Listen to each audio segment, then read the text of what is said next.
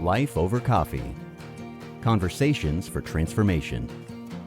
Hello everybody, I am Rick Thomas with Life Over Coffee. Thank you so much for being here. I'm working through my book, Living Boldly. It is a 31-day devotional for young people, and of course also those who are young at heart, even though you may be 90 at this point. Would love for you to get this devotional. It is outstanding. I have questions, by the way, at the end of every devotion as I work through them in this video series and also the podcast. I don't walk through the reflective questions, but every devotion has 2 reflective questions for you, meaning that there are more than 62 questions for you to think through. And so this 31-day devotional would be outstanding for a group of young people to go through and then work through the questions at the end of each devotion. Of course, if you want to do Life Over Coffee with just a friend, then have at it. That's what we are about. We believe in doing Life Over Coffee, where 2 people come together and work through whatever the issues may be, spurring one another on to love and good deeds. Now, in devotion number 18, the title of it is, Who is a Good Person? This question is not necessarily tricky, but it will be essential that we think rightly of what a good person is. And so the question is, what makes someone good? What makes a person good? Now, before you answer the question about yourself or before you answer it about a friend, I want you to consider this perspective. On the surface, it might seem easy to label someone as good or bad based on their behavior. That is our default. That's how we tend to think about whether people are good or bad, based on what we see, an external examination. But God calls us to look deeper than outward appearances. Let me share a passage in 1 Samuel chapter 16, verse 7. But the Lord said to Samuel, quote, "Do not look on his appearance or on the height of his stature, because I have rejected him. For the Lord sees not as man sees. Man looks on the outward appearance, but the Lord looks on the heart." And so as you think about the question for this devotion, again, this is devotional day number 18, who is a good person?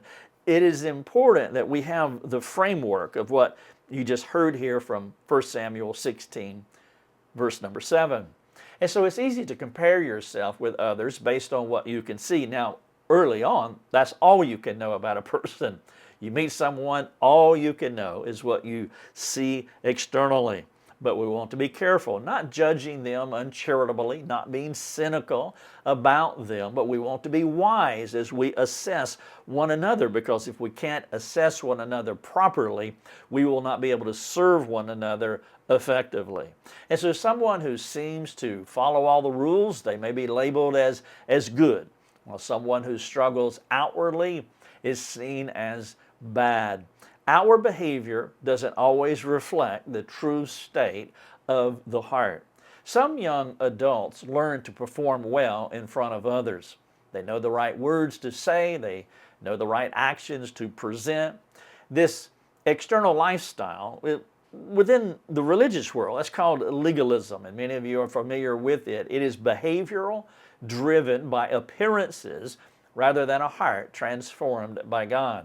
And then on the other hand, a person who does not fit cultural expectations or seems messy externally might actually have a humble heart, a repentant heart, and deeply in love with God. Or I can give you another illustration. As a young kid growing up, I had a desire to want to do good. But if you looked at my life externally, my life was a mess. I was angry. I was mischievous. I got in trouble on the regular. But in my heart of hearts, I did not want to be that way, but I had no one to guide me. I'm not blaming anyone for the choices that I made. I'm just communicating to you things that nobody actually would perceive if they met me as a young person, and that's why we want to be careful. You may meet a young teenager, a young adult, and that person could be as lost as a goose. and they need to be regenerated, but they could be a person who's very interested in doing better. And if we're not careful, because we see their external behavior, we could judge them and then not make any gospel advancement toward them, and that would be a tragic mistake. In fact, I want you to consider two women in the New Testament. In Luke 21, verses 1 and 4, the widow who gave all she had was poor, she was needy, she was insignificant in society's eyes. Yet Jesus praised her faith and sacrifice.